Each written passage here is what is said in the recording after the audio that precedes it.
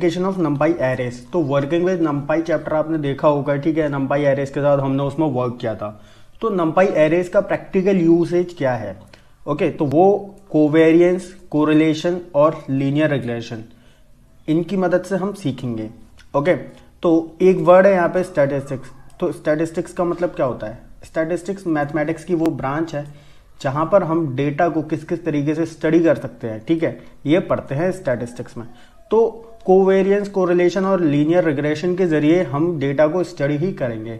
Okay, तो समझते हैं। तो देखो कोवेरियंस क्या होता है, तो ध्यान से समझिएगा इनको। तो ये देखो एक तरीके से एक एरे है एक्स और वाई एक एरे है, ठीक है। अब आप कहोगे ये तो एक लिस्ट है, लेकिन आप एक देखो कि ये तो असल में हम एरे बना सकते हैं ना। आप सीख चुके हो वर्किंग विद नंपाई में ऑलरेडी। अगर आपने नहीं सीखा है तो आप देख सकते हो, लिंक उनके डिस्क्रिप्शन में मिल जाएंगे। तो हम इनको ये मान रहे हैं ये दोनों एरे हैं, ठीक है। तो अब हम ये कैसे समझ सकते हैं कि ये वाला जो एरे है और ये वाला जो एरे है ये आपस में कितना एक जैसा है, ठीक है ना, कितना एक जैसा है। अगर एक जैसा है तो, लेकिन अगर ये दोनों एरेज अलग है तो कितने अलग है, ठीक है ना। तो कोवेरियंस क्या करता है, ये दो डेटा सेट्स को कंपेयर करता है, ठीक है ना, और यह बताता है कोवेरियंस कि ये दो डेटा सेट्स अगर एक जैसे हैं तो कितने एक जैसे हैं, और अगर डिफरेंट हैं तो कितने डिफरेंट हैं। क्लियर? ये अभी हम देखेंगे कैसे करना है। अब देखो कोवेरियंस अगर पॉजिटिव वैल्यू निकले तो आप समझ लो कि जो दोनों डेटा सेट्स हैं वो एक जैसे हैं, ठीक है, अगर पॉजिटिव निकले। और अगर नेगेटिव निकले तो आप समझ जाओ कि वो दोनों जो डेटा सेट्स हैं वो अलग अलग हैं। और एक चीज और, अगर पॉजिटिव वैल्यू ज्यादा आ रही है, हाई पॉजिटिव आती जा रही है, तो समझ लो कि वो बहुत ज्यादा सिमिलर है। और नेगेटिव वैल्यू बहुत ज्यादा आ रही है, बड़ी नेगेटिव वैल्यू आ रही है ना, बड़ी, तो समझ लो कि वो दोनों बहुत ज्यादा डिसिमिलर है। क्लियर? ये अभी हम देखेंगे यहाँ पे कैसे निकलना है। इतना ध्यान रखना है कि ये जो दोनों डेटा सेट्स हैं उनकी शेप सेम होनी चाहिए, है ना। जैसे इसमें देखो 6 वैल्यूज हैं तो y के अंदर भी 6 वैल्यूज ही होना चाहिए। तो कोवेरियंस क्लियर? देखो तो यहाँ पे सिर्फ अभी ये 5 लाइनें देखना। नंपाई को इंपोर्ट किया, एक मैंने यहाँ पे एक एरे लिया, एक दूसरा एरे लिया b। अब c नाम के वेरिएबल में np.conf लगाया। क्लियर? a, b मतलब a और b एरे को मैंने कंपेयर करा है, इनका मैंने कोवेरियंस निकाला है। प्रिंट c, एक तो इस तरीके से हम इनका आउटपुट निकाल सकते हैं कि भाई कोवेरियंस निकल आएगा। अब इस तरीके से भी कर सकते हैं कि नंपाई को इंपोर्ट किया और एक ही एरे के अंदर मैंने मतलब 2D एरे ले लिया है, ठीक है ना। ए नाम का जो है वो एक 2D एरे है जिसमें मैंने 3 डेटा सेट्स है, इनको कंपेयर कराया है। तो ऐसे भी करा सकते हैं हम। और फिर मैंने यहाँ पे एक वेरिएबल लिया, np.conf लगाया, और ये अब आउटपुट देखो कैसा आता है इनका। तो पहले वाले प्रोग्राम का आउटपुट ये आया है। अब आप कहोगे कि इसे देख के मैं कैसे पता लगाऊं कि भाई इसमें कोवेरियंस का मतलब क्या है ना। अब इस वाले प्रोग्राम का आउटपुट ये आया है। तो अब आप देखो कोवेरियंस वाली जो वैल्यू होगी ना, उसमें हम कैसे पता लगाएंगे कि जो आउटपुट है उसमें असल में हमारी एक्चुअल वैल्यू कौन सी है। तो जो कॉर्नर्स वाली वैल्यू होगी ना, दैट इज आवर कोवेरियंस, ठीक है। अब आप देखो यहाँ पे कितनी आ रही है, 4.25। तो मतलब ये दोनों ही जो डेटा सेट्स हैं वो आपस में स्ट्रांगली सिमिलर है। क्लियर? अब यहाँ पे जो कोवेरियंस आ रहा है हमारा सेकंड वाले प्रोग्राम में, उसमें -1 आ रहा है। तो उसमें ये दिखा रहे हैं कि ये तीनों ही जो डेटा सेट्स हैं आपस में डिसिमिलर हैं। क्लियर? तो इतना एक चीज देख लो। और -1 जो कि बड़ी नेगेटिव वैल्यू है, आपको पता है। क्लियर? सबसे बड़ी नेगेटिव वैल्यू तो -1 है। क्लियर? उससे अगर -2 होता तो हम बोल सकते थे कि थोड़ा कम डिसिमिलर है। क्लियर? लेकिन -1 है तो बहुत ज्यादा डिसिमिलर है, बहुत ज्यादा अलग अलग है ये तीनों आपस में एक दूसरे से। अब एक चीज देखो कि असल में ये चारों वैल्यूज हम, या फिर ये 9 वैल्यूज ये आती कैसे है, हमें कैसे पता लगेगा कि आउटपुट में कितनी वैल्यूज आएंगी। तो सिंपल, आप जितनी लिस्टों को या जितने एरेस को कंपेयर कर रहे हो ना, उनको खुद से मल्टीप्लाई कर दो। अगर आपने 3 लिए हैं तो 3 इंटू 3 आउटपुट में मतलब 9 वैल्यूज आएंगी। अगर आपने 2 एरेस को कंपेयर करा रहे हो, 2 एरेस को, तो 2 इंटू 2 एरेस मतलब 2 इंटू 2 मतलब 4 वैल्यूज आउटपुट में आएंगी। अगर मान लो इसी वाले फॉर्मूले में आप जो सेकंड वाला प्रोग्राम रखा हुआ है इसमें अगर आप 4 एरेज रखते तो 4 इंटू 4 तो मतलब 16 वैल्यूज आउटपुट में आती। और कोवेरियंस कौन सा होता है, ये लास्ट वाले, ठीक है ना, ऊपर से, ठीक है ना ये। अब एक चीज देखो कि बाकी सारी वैल्यूज का सिग्निफिकेंस क्या है, बाकी सारी वैल्यूज क्या है।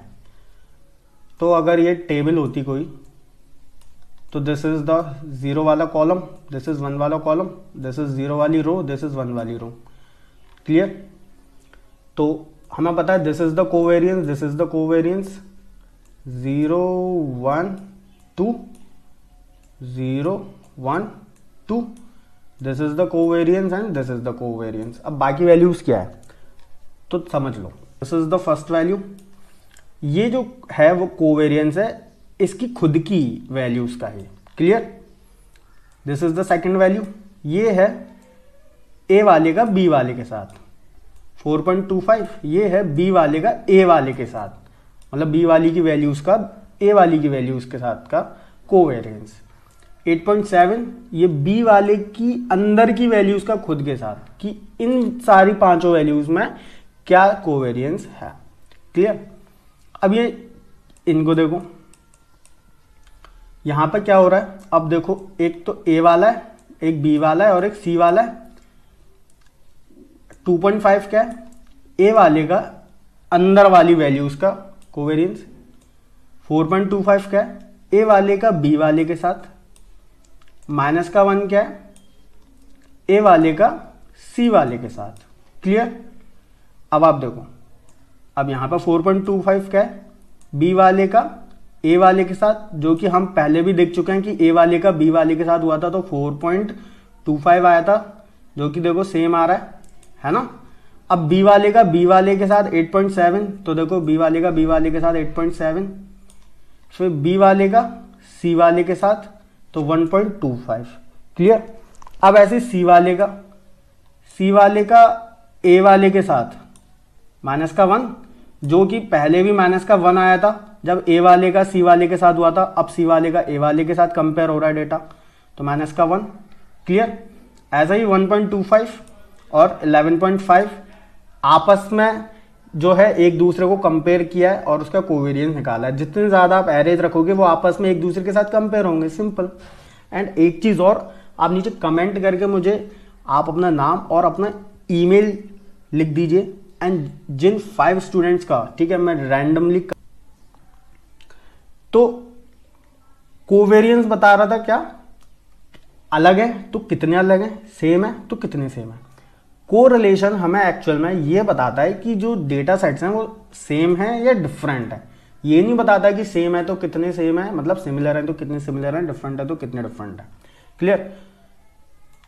शेप जो है वो सेम होनी चाहिए, वैल्यूज, नंबर ऑफ वैल्यूज एक होना चाहिए, है ना। और ये तो हमें पता है कि जब हमें ये पता करना हो कि कितने सिमिलर हैं या कितने डिफरेंट हैं तो हम कोवेरियंस तो निकालेंगे, ये तो हमें पता है, क्लियर। अब ये जो कोरिलेशन है उसे जो हम यहाँ पे पियर्सन कोरिलेशन कोएफिशिएंट भी बोल सकते हैं या पियर्सन आर भी बोल सकते हैं यहाँ पे, क्लियर। तो देखो इसमें भी सेम यही कॉन्सेप्ट होता है, आउटपुट में कितनी वैल्यूज आएंगी ये डिपेंड करता है कि हमने कितने एरेज को कंपेयर करा है, तो उसका खुद से मल्टीप्लाई कर दो। तो सेम वही प्रोसेस है, बस यहाँ पर CORR COEF आ जाएगा, CORR COEF। और यहाँ पर भी सेम वही हो रहा है। जैसे अब ये 4 वैल्यूज हैं, तो 4 वैल्यूज में क्या है, पहले तो ए वाले का खुद के साथ बता रहा है वो, तो वो कोरिलेशन में जब किसी एरे का खुद के साथ ही कंपैरिजन होता है तो 1 ही आता है ना। तो देखो ये आया ए वाले का खुद के साथ तो 1 आया, फिर ए वाले का बी वाले के साथ तो वो देखो ये आया है, दिस इज अवर कोरिलेशन। फिर बी वाले का ए वाले के साथ तो देखो ये आया, फिर बी वाले का खुद के साथ ही तो देखो 1 आया है, क्लियर। ऐसे ही इनमें पहले इसका खुद के साथ ही तो 1 है, क्योंकि कोरिलेशन ये नहीं बताता ना कि भाई सेम है तो कितना सेम है, अगर अलग है तो कितना अलग है, सिर्फ ये बताता सेम है या अलग है। अब कोरिलेशन जो हमारी एक्चुअल वैल्यूज हैं वो तो ये हैं, एक ये वाली और आप एक ये वाली, और ऐसे इसमें ये वाली और ये वाली, और जो कि आपको पता है सेम ही निकलने वाली है। क्लियर। अब हम देखते हैं लीनियर रिग्रेशन। तो लीनियर रिग्रेशन हमें क्या बताता है? लीनियर रिग्रेशन हम जो करेंगे वो पॉलीफिट की हेल्प से करेंगे। अब जैसे कोई इक्वेशन है, अब ये इक्वेशन मान लो, है ना, इस इक्वेशन में x की इन वैल्यूज पर y की ये वैल्यूज आ रही है इस वाली इक्वेशन में, है ना, ये एक स्ट्रेट लाइन की इक्वेशन है। अब आप कहो कि कैसे निकलेगा a और b, तो हमें पता नहीं है, तो मान लेते हैं a की वैल्यू 2 है और b की वैल्यू 5 है, तो x की इन वैल्यूज को रखने पर y की ये वैल्यूज आती है। क्लियर। तो पॉलीफिट के जरिए हम क्या कर सकते हैं कि किन्हीं भी दिए गए दो ये जो एरेज हैं, ठीक है, जो कि x की वैल्यू रखने पर y की वैल्यू आ रही है, उन दो एरेज का हम a और b ये जो कोफिशिएंट है ना इस इक्वेशन में, या फिर अगर हम कहें तो ये कांस्टेंट है जो इस इक्वेशन में, वो निकाल सकते हैं कि अगर x की वैल्यू ये रखें तो y की ये वैल्यू आ रही है, लेकिन कुछ ना कुछ फिक्स्ड कांस्टेंट वैल्यू तो होनी चाहिए ना a और b की। मेरी बात आप समझ रहे हो? तो वो a और b की कांस्टेंट वैल्यूज कौन सी हैं, ये हम पता करते हैं पॉलीफिट के जरिए। क्लियर हो गया? तो एक चीज आपको पता है कि अगर आप इन x और y की वैल्यूज का ग्राफ बनाओगे तो एक स्ट्रेट लाइन बनेगी, है ना। तो कैसे निकालते हम? सिंपल नंपाई इंपोर्ट किया, ठीक है, x मतलब a वाला एरे और b वाला एरे, मतलब 5 रखेंगे तो b की वैल्यू 4 आ रही है। क्लियर। अब np डॉट पॉलीफिट, अब देखो यहां पर 1 क्यों रखा है? This is a degree. अब डिग्री का मतलब क्या है? अब मान लो जो इक्वेशन है उस इक्वेशन में कितने कांस्टेंट हैं? 4 हो सकते हैं, 3 हो सकते हैं, 2 हो सकते हैं। क्लियर। लेकिन जो वेरिएबल्स हैं हमारे वो तो 2 ही हैं, y और x। कांस्टेंट 3 भी हो सकते हैं, 4 भी हो सकते हैं। तो उस इक्वेशन के बारे में हमें बिल्कुल नहीं सोचना है कि कौन सी इक्वेशन है, ठीक है, हमें सिर्फ इतना सोचना है कि x और y की वैल्यू क्या है और कांस्टेंट कितने निकालने हैं। तो अगर 2 कांस्टेंट निकालने हैं तो हमें यहां पर रखना है डिग्री 1, अगर 3 कांस्टेंट निकालने हैं तो यहां पर डिग्री 2 रखनी है। क्लियर। तो 1.7 और माइनस का 2.6 आया जब हमने c को प्रिंट करा। तो ये दो क्या होगा? a, this is b and this is an x array, this is an y array. Clear. Equation में कंफ्यूज मत हो, इस इक्वेशन में मत पुट करने लग जाना, ठीक है ना, इस इक्वेशन में मत पुट करने लग जाना y की वैल्यू, a की वैल्यू, x की वैल्यू, b की वैल्यू। इक्वेशन से मतलब नहीं है, हमें सिर्फ और सिर्फ मतलब है कांस्टेंट से, x की वैल्यू से और y की वैल्यू से। x और y हमारे पास दिए गए हैं, बस हमें कांस्टेंट निकालने हैं। क्लियर। तो असल में लीनियर रिग्रेशन का यूज कहाँ होता है रियल लाइफ में? तो जो बिजनेस होते हैं, यानी कि जो कंपनीज होती हैं, ठीक है, वो कंपनी की सेल्स को फोरकास्ट कर सकते हैं, ठीक है, ये एस्टिमेट कर सकते हैं पिछली जो उनकी बिक्रियां हुई हैं, ठीक है, हर महीने में जो उनकी बिक्रियां होती हैं, सेल होती है, उससे वो स्टडी कर सकते हैं लीनियर रिग्रेशन के जरिए और अपने फ्यूचर सेल्स को फोरकास्ट कर सकते हैं कि आगे हमें ये बेनिफिट देखने को मिलेगा। क्लियर। ग्राफ मतलब बहुत ज्यादा डीप स्टडी होती है, ये तो सिर्फ एक इंट्रोडक्शन है आपको। अब आप कहो कि मैं इस ग्राफ को, इस कोफिशिएंट को देख के मैं कैसे पता लगाऊंगा कि मेरी जो सेल है वो बढ़ेगी या घटेगी? तो ये this is just an introduction for 12th students. Okay.